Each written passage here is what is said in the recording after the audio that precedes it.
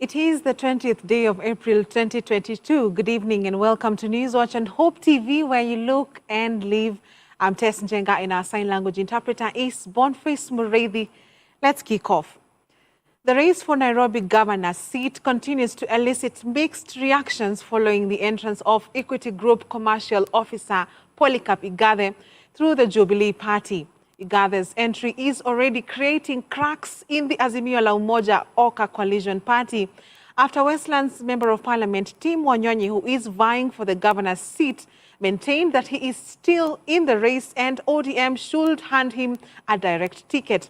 As Wanyonyi's supporters demand that ODM should hand him nomination certificate, ODM Secretary General Edwin Sifuna says that Azimio Oka party partners could be the ones delaying the process. This even as ODM leader Raila Odinga on Wednesday issued nomination certificates to some of the ODM aspirants, including governor candidates Gladys Wanga of Homa Bay and Simba Arati of Kisii. Dickens Luvanda now reports. There seems to be discomfort in the Orange Democratic Movement ODM party house and the larger Azimio la Umoja ya One Kenya Alliance Oka coalition party as the coalition tries to broker a deal between Jubilee Party and the ODM party days before the Friday, April 22nd nominations deadline. Despite Jubilee Party having several candidates in the August 9th Nairobi gubernatorial race, including Richard Ngatia, Agnes Kagure and the incumbent Governor Ann Kananu, the party has fronted former Nairobi Deputy Governor and the current Equity Group Commercial Officer Polycarp Igathe, who has already started campaigns as the party awaits unveiling a final candidate on Thursday this week.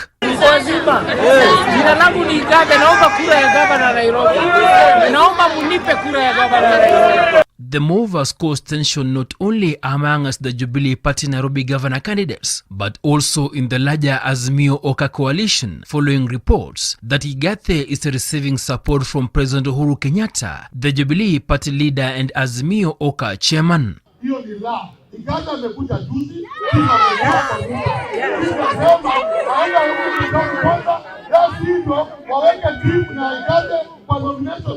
Already, Westlands Member of Parliament Tim Wanyonyi, who is vying through the ODM party for Nairobi governor race, has demanded that the party hands him a direct ticket after reports that he might be shortchanged in favor of Igathe. Mambo ya governor Nairobi, it is not negotiable.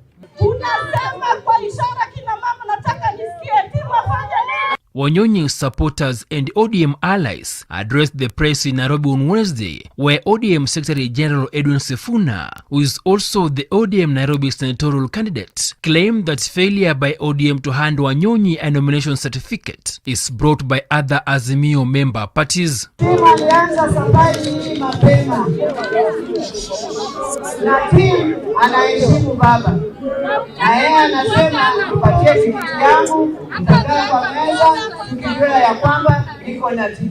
Tim Wanyonyi was the only applicant wa kiti ya governor Nairobi.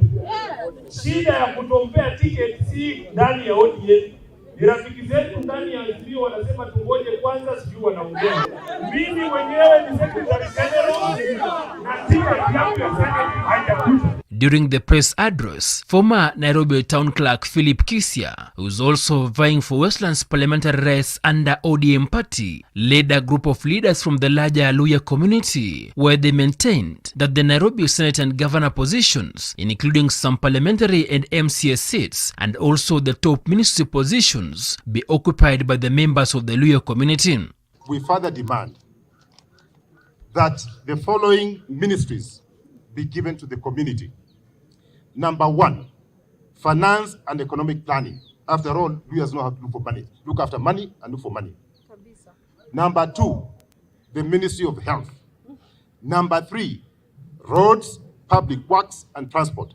Number 4, environment, energy, water and sanitation. As this went on, ODM party leader Raila Odinga at the Bomas of Kenya issued direct nomination certificates to several ODM aspirants, including Homa Bay Governor aspirant Gladys Wanga, Kisii gubernatorial candidate Simba Arati, leaving out Nairobi just a day after he issued certificates to ODM candidates in Mombasa and the larger coastal region.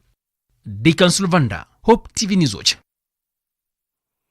Still in politics, Makueni Governor Kivutha Kibwana has expressed concerns over working with Wiper Party leader Kalonzo Musyoka, saying it is proving impossible. While expressing his dissatisfaction, Kivutha said he has been sidelined in Ukambani Azimio politics.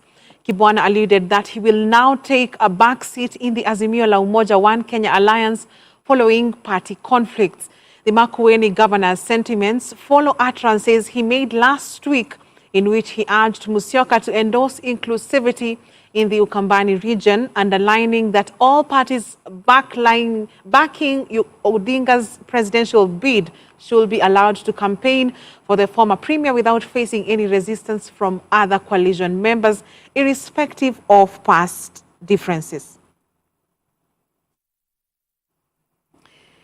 Moving on, Christ is the Answer Ministry's Sitam Schools has added to its list of schools Clay City and Rongai in a mission to educate the whole person to be a well-balanced and equipped, able to meet the changes and challenges of life through the provision of quality education.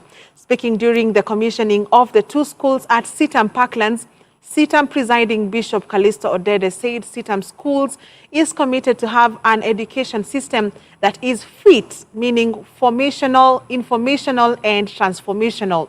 As Kennedy Kimani now reports, the new Sitam Schools will open on the 26th of April and intake is ongoing. It is now my great privilege and honor to declare Sitam Schools Ongata Rongai and Sitam Schools Clay City opened for use by our teachers and our students. It is all systems go for Sitam Schools Clay City and Rongai after the two new schools were commissioned on Wednesday by the presiding bishop of Christ is the Answer Ministries Callisto Odede, joining the list of 8 other Sitam schools, which include Sitam Schools Woodley, Buruburu, Kisumu, Ngong, Kiserian, Eldoret, Nakuru and Athi River, bringing the total number of Sitam schools to 10. Speaking during the official commissioning of the schools at Sitam Parklands, Bishop Callisto Odede reiterated that Sitam Schools is committed to having an education system that is fit. According to Bishop Callisto, FIT is an acronym for Formation, Information and Transformation, and Sitam Schools aspire to raise intellectual, godly and upright transformational leaders for this generation and beyond. So our prayer then is that we will produce individuals who years to come would be causing a transformation DFA. Years to come, we'll be able to say, you see this one here? This was the first students in Ongata Rongai. This was the first student in Sitam Schools, Clay City. And they are the ones who are causing ripples in a positive way in the marketplace and bringing transformation. Because our engagement and our desire is to produce an educational system that is fit. Our vision at Sitam Schools, a world where every children is impacted with a solid Christian education through the power of the Holy Spirit and excellent educational instructions. Sitam Schools provide a high broad-based education where children are properly nurtured in their physical, emotional, intellectual, social and spiritual development in a supportive, secure and living environment. Now in Clay City we have 37 children that are turning up when we open school on the 26th of this month, and you want to appreciate that. Interestingly, Sitam School Rongai, we have 45 children that are turning up when we open our doors on the 26th. As Sitam, we endeavor to establish a God-centered institution of learning with God Almighty guiding us. The journey has seen challenges and setbacks, but the Lord has fought for us, and we bless Him for that. Since the establishment of the first school, that is Sitam Woodley, in 1990, many children's lives have changed and been shaped for the better. Our purpose in educating is actually to educate the whole person. So it's not just to fill the head with academic knowledge and theory, but it's to reach into the hearts, into the value system of all the learners. CITAM School's objective is to prepare every learner to attain education based on firm spiritual and moral foundation, include a healthy spirit of competition to win gracefully and lose with dignity, prepare every learner to read and to think critically, speak and write with cogency and precision, help learners achieve their academic goals while at the same time enjoying the process of learning, and to train every learner to be aware of the world beyond the school community. These are some of the reasons that made Florence Kimani and Adams Okumu opt to enroll their kids in the new CITAM schools in Clay City and Rongai. I have 2 kids, 2 years and 4 years, and they will be joining CITAM Rongai this time. Other than the fact that their academic background is excellent, the main reason why I brought them is because of the Christianity background and the discipline. So my expectation is that they will grow, because they are very young, they will grow in that Christianity, and I think for me, I think that's all I want for them. We brought our son Aiden to CITAM Schools, Clay City, and the reason why we did that is the Bible says in Proverbs 22:6 that you train up a child in the way that they should go, and when they grow up, they'll not depart from it. So we believe there's a place of the parents training the child, but there's also the place, the environment plays in training up a child. So in my family, it's been a journey, us searching for a conducive environment, a Christian environment where we could raise our children. So when we heard that CITAM Schools Clay City was being launched, we said, even if we'll be the only learner in that school, then we'll take him. My name is Aiden Ildrad Hawi, and I'm excited to go to my new school. The new CITAM schools will open on the 26th of April, and the intake is still ongoing for the play group class, PP1 and PP2. Kennedy Kimani, Hope TV Newswatch, Nairobi. Growth indeed. Thank you, Kennedy, for that report. Still on matters education, President Uhuru Kenyatta has reassured education stakeholders that the rollout of the competency-based curriculum CBC is on course. The president said schools will have more than 9 million children learning under the CBC curriculum when they reopen next week. At the same time, the president said teachers should stop telling learners to only pursue white-collar jobs, but also spark the interest of learners to go into blue-collar jobs. The president was presiding over the official opening of the 45th Kenya Secondary Schools Heads Association Annual National Conference. The meeting was attended by over 10,000 secondary school principals from across the country and is set to run for 1 week. Grace Wangoi has the details.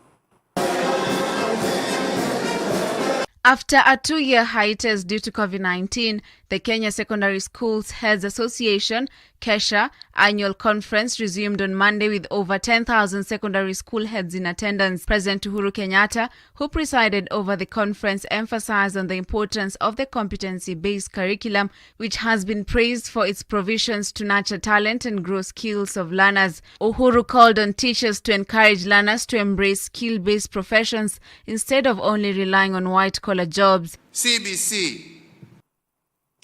And First Lady Margaret Kenyatta has applauded Kenyan athletes for using their visibility and global prominence to promote awareness on climate change and healthy living. The First Lady said that through Athletics Kenya, with the backing of World Athletics and other partners, Kenyan athletes had helped raise the prominence of climate action during last year's World Athletics Under-20 Championship held in Nairobi.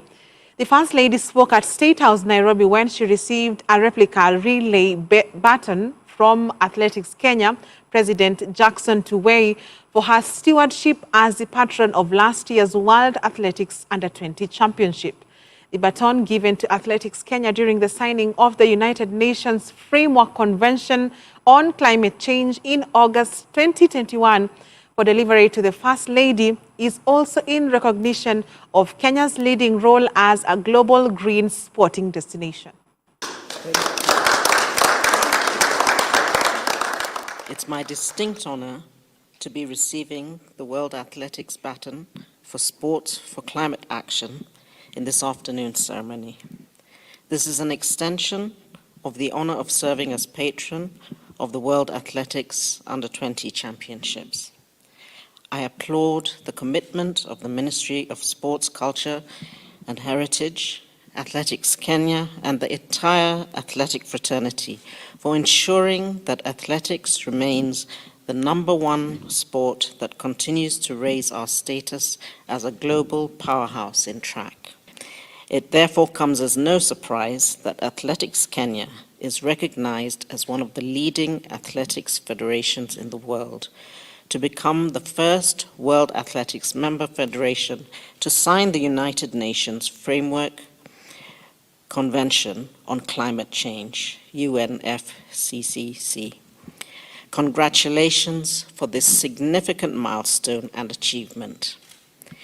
It's an immense honor and commitment for Athletics Kenya to lead the nation in the climate action campaign and making it a legacy of the World Athletics Under-20 Championships through the partnerships it has forged with UNEP and the Stockholm Environment Institute.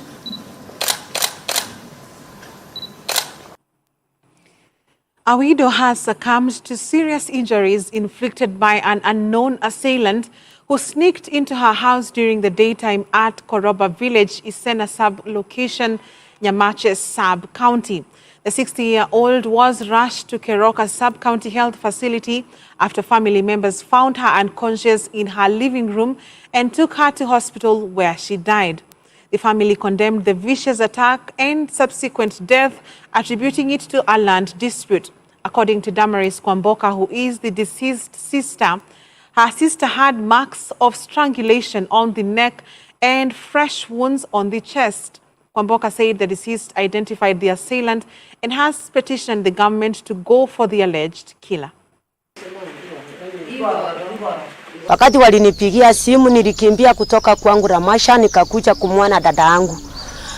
Nikapata yeye ako hospitali, nikaona hata itimiwa, nikampeleka Keroka. Keroka akaitimiwa, nikaambiwa rudi kesho umpeleke wapi X-ray. Sasa kufika saa moja hivi Saida ninaita gari, dada yangu akanipigia kwa heri na akaniambia mwenye aliua yeye. Hiki kisa haionekana kwa hii kijiji yetu, lakini hii ndio mara ya kwanza kuonekana. Sasa sisi tunaomba serikali ifuatilie hii maneno ili tujue ni nani alifanya hiki kitendo. Mimi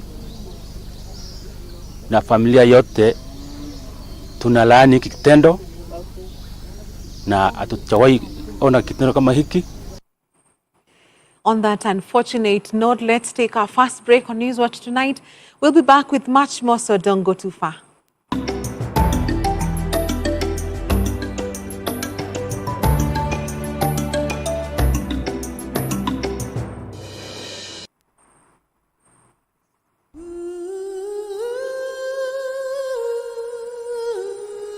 Stand by.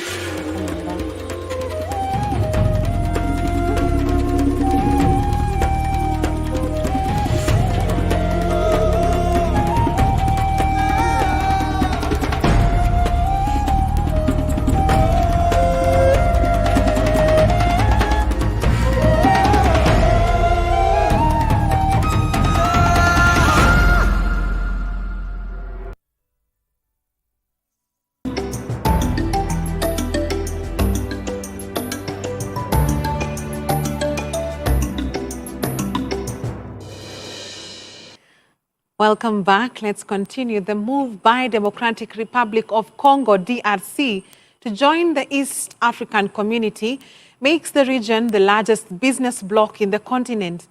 The new move means more business and job opportunities for over 350 million nationalities of the bloc following the new development. And as Dolly Murigi tells us, though unemployment has continued to be a major challenge in the country, the government has identified Canada as one of the countries where it is keen to send more nurses who remain unemployed. Unemployment has continued to be a major challenge in the country, and hence the need to seek new job markets for skilled workers. The move by Democratic Republic of Congo, DRC, to join East Africa Community, EAC, will see more jobs and businesses opportunities following the new development. according to the Labour Cabinet Secretary Simon Chelugui. The Democratic Republic of Congo would take advantage of the latest business development to showcase its talent and harness the gains. Chelugui noted that Kenya was keen to share data and break the current business barriers which pose challenge to traders and investors. We need proper statistics. We need proper information. We need to do proper census. We need to enumerate people and household goods and services across. We need to share information. We need to share standards. We need to share skills and training across our region. The CEOs was speaking in Naivasha during the launch of the Kenya Standard Industrial Classification. Chelugui at the same time noted that unemployment continued to be a major challenge in the country and identifying Canada as one of the countries where government was keen to send more nurses who remain unemployed. Our Kenya medical training colleges will be able to generate more nurses, not just for Kenyan market, but even the rest of the world. We can train them on their languages, whether it's Spanish, whether it's French, whether it's English, and for export. And we will be able to increase our remittance. On his part, Director General Kenya National Bureau of Statistics KNBS McDonald Obudo said that main objective of having some standard classification was for there to be a comparability in the statistics released across the countries, noting that one of the major challenges is implementing the development of agenda lay in the ability to measure progress and to respond to data needs emerging from national initiatives. Every country is unique, and there could be one thing that we value more than how it is valued elsewhere. There could be resources that we have here which are not elsewhere. Then we would want to look at it that are they covered. Dolly Meriki, Hope TV. Kakamega County Executive Committee Member for Education, Science and Technology, Dr. George Lutomia, has said the county has put emphasis on early childhood development education, ECDE, by employing 112 more teachers into the system that boasts of a current enrollment of 240,000 learners in all the 1,007 public centers spread across the county. The CECM, who was speaking during an induction workshop with the new teachers in Kakamega, added that the government is in the process of implementing a feeding program for the young ones, which will see the county fund the construction of a milk factory in Malava and partner with education stakeholders. The two-day workshop is set to train teachers on promotion of child nurturing care practices and early learning through systems-based approach. These teachers, we get them not from one direction. One, they must represent the entire county, the 12 sub-counties. We look at our schools and see where there is a shortage of teachers. Then we give priority to places where we have those shortages across the county, not in one direction. So these ones you are seeing here are coming from the 12 sub-counties of Kakamega County. The main challenge that we are addressing is, yes, we have classrooms, we have chairs, we have teachers, but then we don't have adequate knowledge in child play roles and also feeding program. So what we are giving them now involves on how they'll take care of 0 to 6 years children, and then how they can also nurture them nutrition, and then not only just to teach, but also give them, show them how they can role play, child play amongst themselves throughout before they transit to grade 1. Police in Transmara West have retrieved one body from a heap of sugarcane bagasse at Transmara sugarcane factory over 2 months after the tragedy. The inflammable residue had formed a hill following continuous dumping in the compound. Area Deputy County Commissioner Muhammad Hassan said rescue efforts managed to recover the body after 57 days following acquisition of additional machines by the sugarcane company. Transmara Sugar Factory Chief Executive Officer Frederick Northcops assured bereaved families that operations will continue to retrieve other bodies. He also disclosed that compensation claims had been launched and that they were being processed. Baada ya siku 57 days ndio tumeweza kupata mwili ya kwanza. Tunaendelea na shughuli ya kutafuta ile mwili nyingine ya pili. Ukiangalia tumeweza kutoa hapa bagasi mingi sana ambazo zilikuwa hapa mingi sana. Matani mingi sana imeendelea kutolewa. Kampuni imenunua machines zingine na tutaendelea kutia jitihada juu na chini mpaka tuhakikishe kwamba ile mwili nyingine pia umepatikana. We would like to rest assured that the search will go on. We would like to pass our condolences to all the families and those affected by this loss. Claims have been lodged. All our labor contractors are insured under WIBA.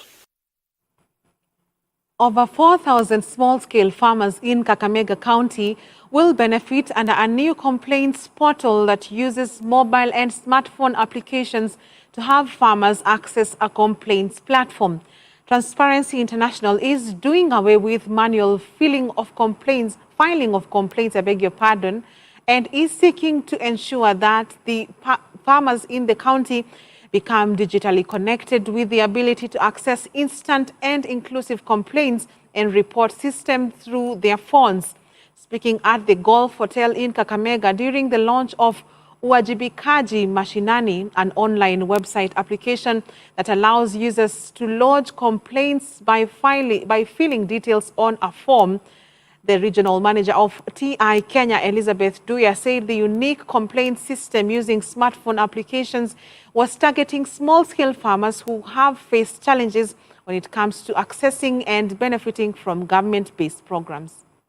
CSO network for Kakamega County to just discuss about the initiatives that we've come up with at Transparency International Kenya, to ensure that we use digital platforms to enable us progress in terms of civil society work, governance engagement, and everything to do with dealing and engagement with the public, members of the public.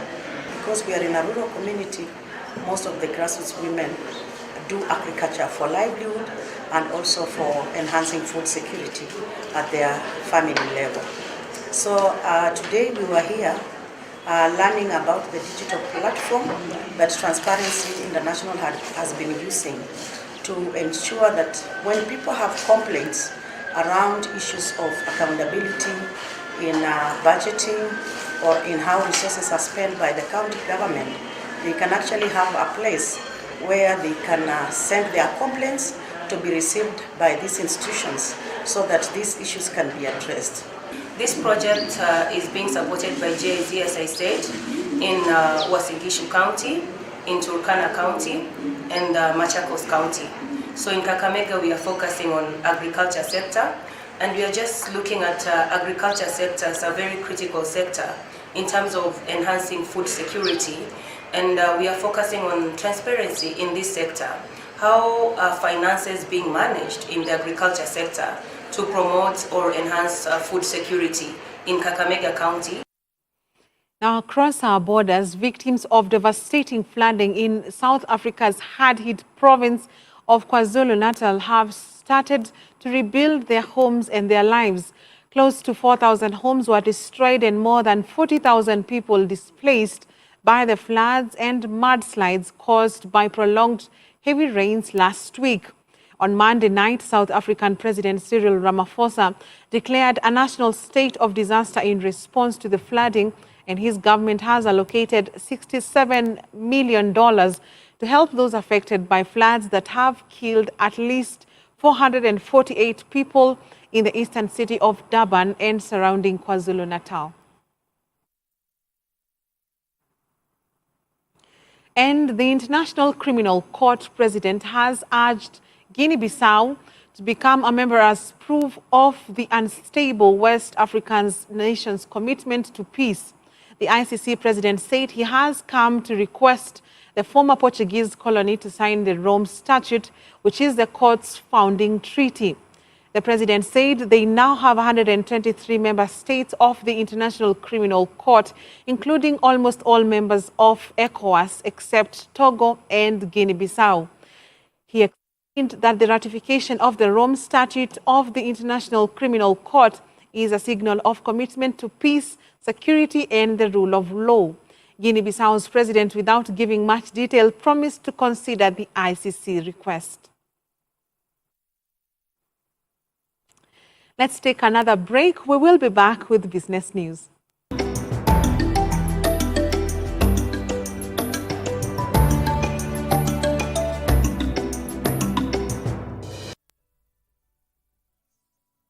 This week on Testify. 3 times I escaped, I survived mob justice.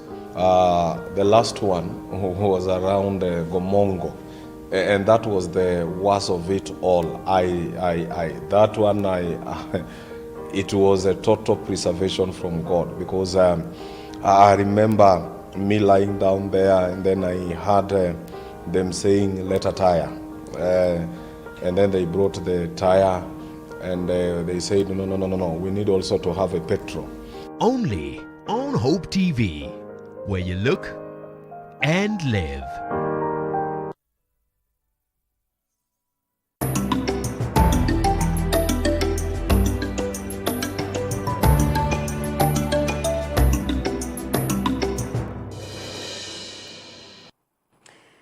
Now in business, widows in Kilifi County have benefited from 13.5 million Kenya shillings interest-free loan from Women Enterprise Funds, WEF, to engage in income-generating activities in order to boost their livelihood. Public Service, Youth and Gender Affairs Chief Administrative Secretary Rachel Shebesh issued the funds dubbed the mini loan to hundreds of widows at the Chief's Lawn in Kilifi. Addressing the beneficiaries during the issuance, Shebesh noted that Kilifi has recorded low numbers of women applying for the funds compared to other counties.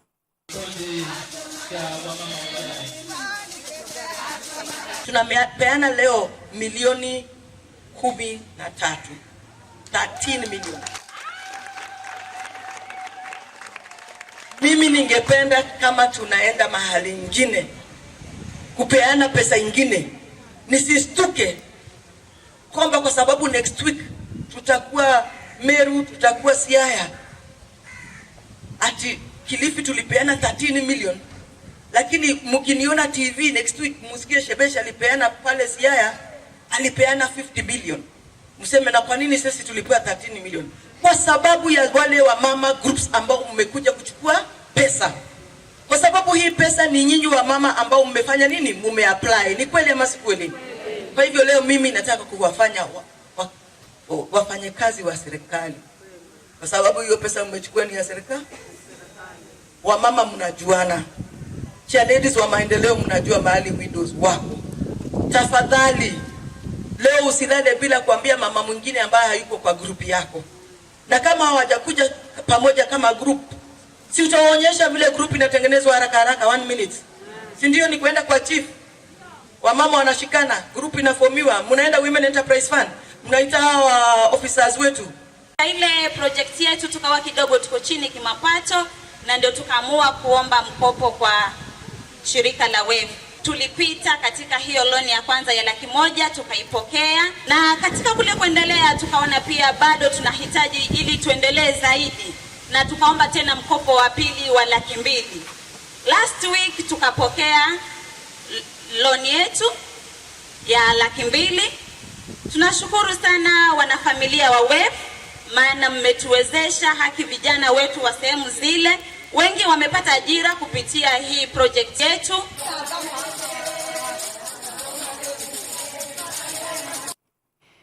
Safaricom, in partnership with Zeraki Learning, has launched a digital learning platform that will allow secondary school learners access up to 15 school subjects as part of supporting education.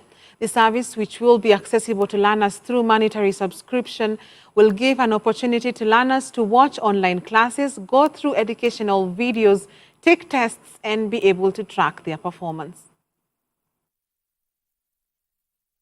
The idea for Zeraki Learning was to provide teachers with a repository that they can use to supplement the instruction they provide in class. So a teacher can then have a place where they can direct students. Once they teach a concept in class and I realize there are 2 or 3 students that have different problems in different sections, I can send them to Zeraki Learning and say, go here and you'll find content. Looking at it from where we sit in Safaricom, and as a way of concluding, Safaricom is quite open to this kind of partnership. So we are looking at it in the sense that there is a lot of impact which we can create together when we come together as different organizations, leverage the different skill sets of this organization, and out of that we'll be able to reach as many people as possible, leveraging on technology.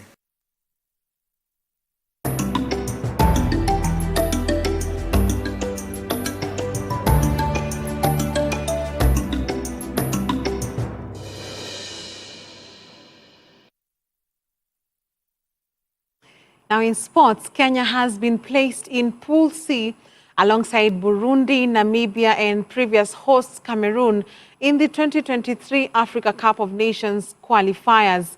Even though Kenya remains suspended by FIFA from international football due to government interference, Confederation of African Football, CAF, hopes the team will be cleared in time to participate in the qualifiers.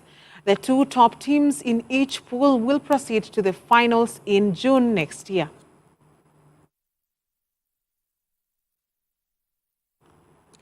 And Liverpool moved 2 points clear to the top of the Premier League table after beating Manchester United 4-0 at Anfield Stadium on Monday night. A brace from Mo Salah and 2 goals from Luis Diaz and Sadio Mane helped the Reds seal a victory. English Premier League action continues tonight with a number of matches lined up. Arsenal will be looking to put themselves back in the top 4 race as they face Chelsea at Stamford Bridge.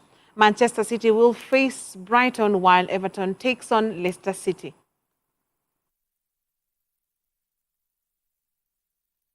Well, that wraps up Newswatch tonight. Thank you so much for watching.